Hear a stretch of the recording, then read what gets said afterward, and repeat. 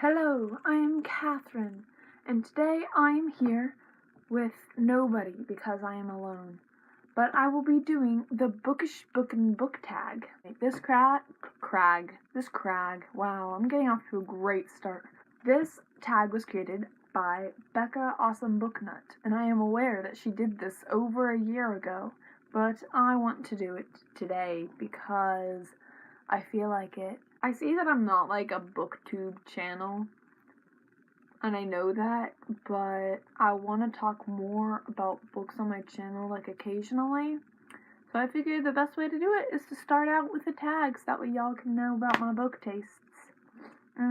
So the first question in this tag, what is a well-loved book that you hated? Probably Breaking Dawn. Honestly, I didn't like that. I didn't like how that girl went and told Volturi. I feel like nobody would actually do that, and so the whole plot for how bad about how they were gonna kill her daughter, it just didn't make any sense to me. The next question is, what is a guilty pleasure book? See, I don't really have a guilty pleasure book. I guess I do. Whenever I feel like reading a book, but I don't know what book to read, and I want to reread something, it's always The Mark of Athena. I love that book. It's such a good book. It's like the best book, but the ending. I also really like reading The House of Hades and The Son of Neptune. Those are good ones too. Have you ever spoiled a book for someone? If so, which one? I've spoiled a lot of books for a lot of people. And it's not like I go up to them and I say, hey, this happened at the end of this book, blah, blah, blah. But, like, I'll be really into a book, and then I'll talk to a friend who hasn't read the book, but I'll be trying to tell them about it. And if I don't think they're ever gonna read the book, then, like, no qualms at all about it. But I'm reading Mortal Instruments right now, and my cousin just started it, and I'm trying to, like, tell her stuff about it, but I don't tell her stuff about it because I know she's reading it, and she might, I don't know if she'll finish it after the first book, but she might keep going on, so I'm not gonna spoil everything that happened for her. But, like, I used to carpool with these people, and that was when I was reading the Percy Jackson series, and I was just so into it, and I had to talk to somebody about it, and I didn't know what else to talk about, and they didn't really talk that much, but so there was just sitting in awkward silences, so I would just, like, tell them about my favorite parts of the book, so I guess that counts as spoiling, but that's happened with several different books and series and stuff. But they were never going to read it. Well, I think actually they might have, but they don't remember anything that I told them because I talk too much like I'm doing now. What is a book that made you ugly cry? The Order of the Phoenix by J.K. Rowling. Y'all know that book. It's Harry Potter. At the very end, at the part where the one person died, I'm not gonna try to spoil, I'm trying to make this spoilery free. I was laying in my bed, and it was like 3 in the morning, and my sister, I have a bunk bed, and my sister's on the top bunk, and I just, like, start sobbing. I'm like, I can't cry, because she'll hear me, and she'll wake up and ask me why I'm crying, and it'll be awkward. But I'm just, like, sobbing in my bed, just laying there sobbing, and I put the book down, and then I just gave myself, like, 10 minutes just to cry, and then I, like, got up, wiped my eyes off, and kept reading. Ooh, also another one was Mark of Athena. Man, I cried so many times. Every time I reread that book. Every time I reread it, I cry. I don't think I cried the first time I read it, but all the times I reread it, I cried. And I don't understand. I read that book like 10 times. What is your latest did not finish?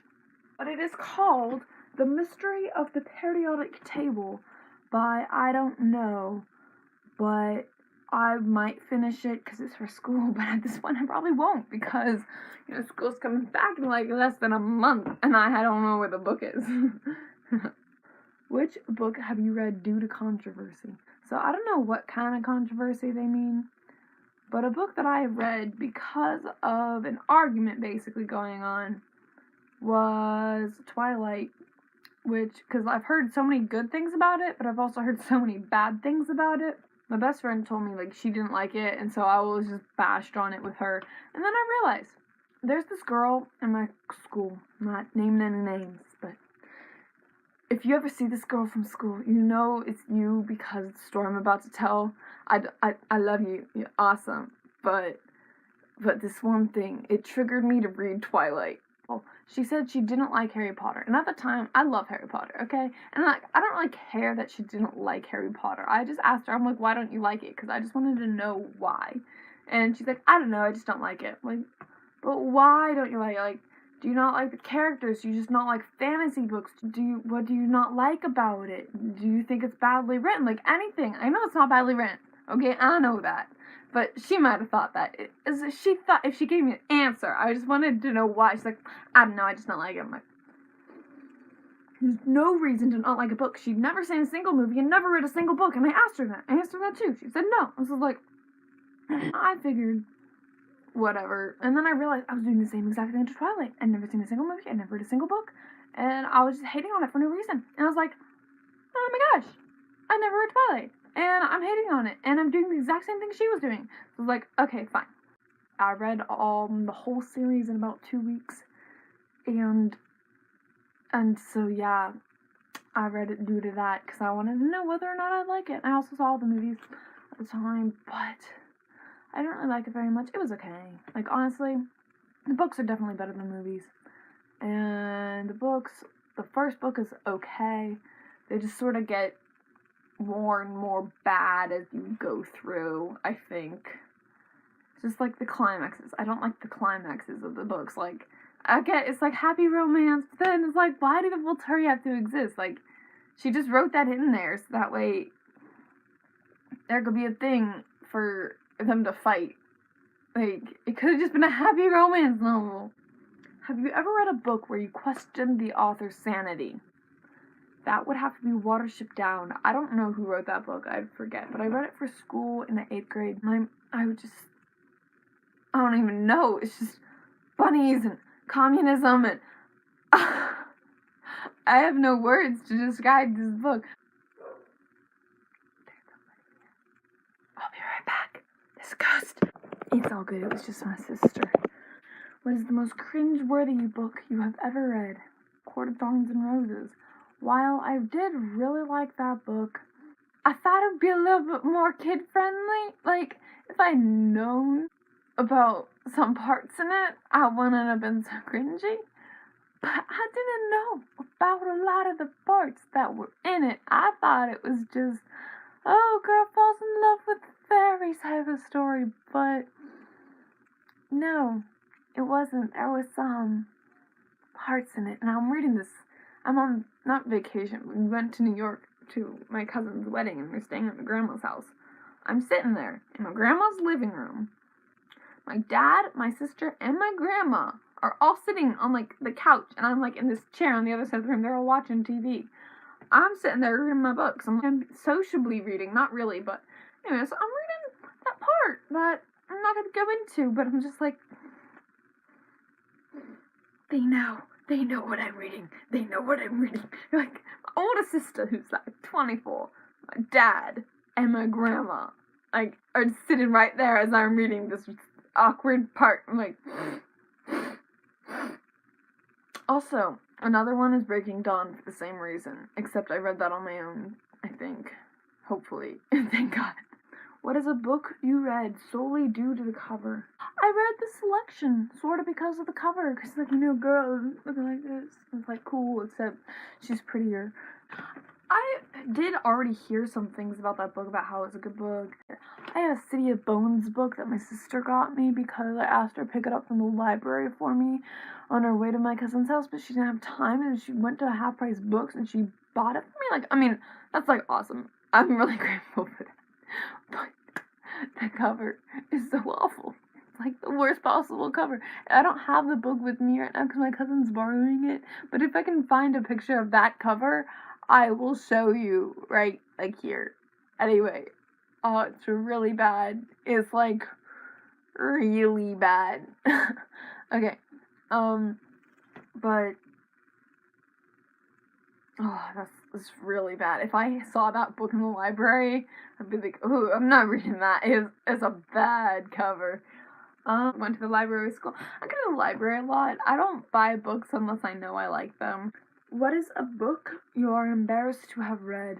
I'm not embarrassed to say I've read basically any book. If you don't like the genre that I like to read, then suck it up. Don't talk to me about books, I guess. I'm not really embarrassed to say I've read any books, just because you don't know if you're gonna like a book until you've read it. Like, that's how it goes. So how was I supposed to know I didn't like this and didn't know what it was about until after I read it? Name an unknown book you wish more people have read. I don't know. Most of the books I read, I think, are pretty popular. The True Adventures of Charlotte Doyle. I have an inch on my back. That was my favorite book in the 5th and 6th grade that we read for school. And it was really good. And I want to reread it, actually, because it was really, really, really good. I liked it. It was good. It was a good... You just stop saying it was good. It was a good book. Anyway, I recommend that to all you... everybody, basically. If you're in 5th and 6th grade, though, that's when I read it, and I really, really, really enjoyed it. And I didn't even really... I was sort of into reading then, but I wasn't super into it, but I still enjoyed that one. And I was reading it for school, so, like, I was shocked that I liked it. Another one is your favorite villain. My favorite villain is... Honestly, most of the villains that I read are not really very villainous. I like a villain that is evil for the sake of being evil, and they don't get retribution because they are just purely evil. I don't like it when villains change from bad to good. I personally, I don't like it, in my opinion. They're always like, oh, but retribution, everybody gets a second chance. Like, yeah, people get second chances.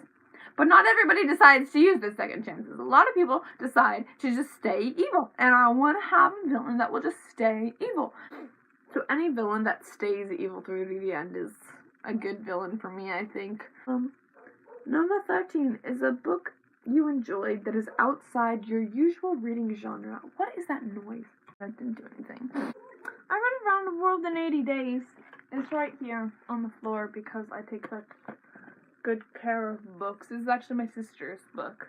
Anyway, I did enjoy this book a lot.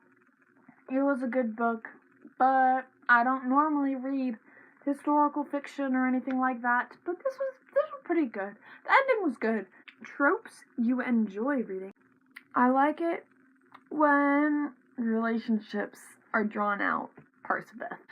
They don't get together in the first book. They be 12. They don't get together. That's okay. They don't get together in the second book. They be 13. That's also okay. Third book, still 13. Don't get 13 or 14. Don't get together. That's okay. 15. Don't get together. 16. So they've known each other. They've been like best friends for like 5 years. They go through several major battles together. And then they're like, hey, kind of like you, and they're like, yeah, kind of like you do, and they're like you, and they're like further than. Anyway, their relationship, they didn't just jump right into it. Take Twilight, for instance. Like, first book, they known each other for like a couple months. They're dating. Percy Jackson, they've known each other for 5 years, about 4 or 5 years. They've been friends the entire time. They've always had each other's backs. They've like always been there for each other for like 4 or 5 freaking years, and then they get together. That makes sense to me. You don't just jump right into a relationship. I don't think. I mean, I've never been in a relationship before, but if I was gonna date somebody, I wouldn't want to have just known them for a couple months. I'd want at least like a year of normal friendship before you just jump straight into the relationship business, man. You gotta build up that trust before you start dating.